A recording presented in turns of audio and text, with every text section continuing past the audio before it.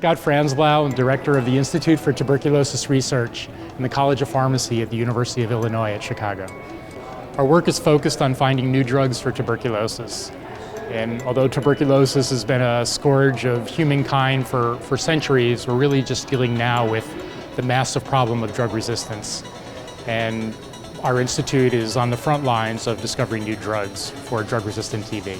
Superbugs, as we're defining them today, are really bacteria that have become resistant to the antibiotics that were previously working very effectively. And the public needs to really be aware that a large part of this problem is just the way that we misuse them. That patients demand antibiotics at times for infections that really don't require them. And this all contributes eventually to the development of resistance. We need to use the antibiotics we have wisely and only when they're really called for.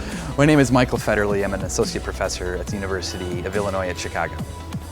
So we're a basic science research lab, and we're trying to understand the biology surrounding how bacteria talk to each other. And so the basic idea that we're trying to understand is if we can disrupt bacterial communication, or allow them to behave as a multicellular organism, perhaps we can disrupt their ability to cause disease. And so we're trying to find small molecules, new drugs that would be used to treat infections.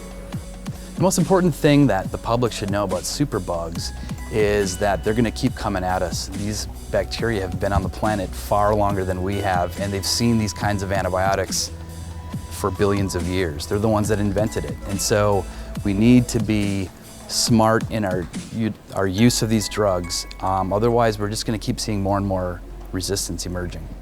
My name is Robert Daum. I'm a pediatric infectious disease expert. I work at the University of Chicago. I work on a bacterium called Staphylococcus aureus that is resistant to antibiotics and causes a lot of trouble. I think the public should know that, should understand, and I don't think they do, that we are all ecosystems. We're covered with bacteria. Most of them are good, most of them are friendly, most of them do not cause disease. But when we do, there are certain bacteria around that become very highly resistant to antibiotics and make lots of toxins that hurt us. I'm Bob Weinstein. I'm a professor of medicine at Rush University Medical Center and an infectious disease physician for the Cook County Health and Hospital System. I've been involved in looking at antibiotic resistance, so-called superbugs, for several decades. And I study the epidemiology, the way that superbugs are spread in the community and in hospitals, and approaches to treatment.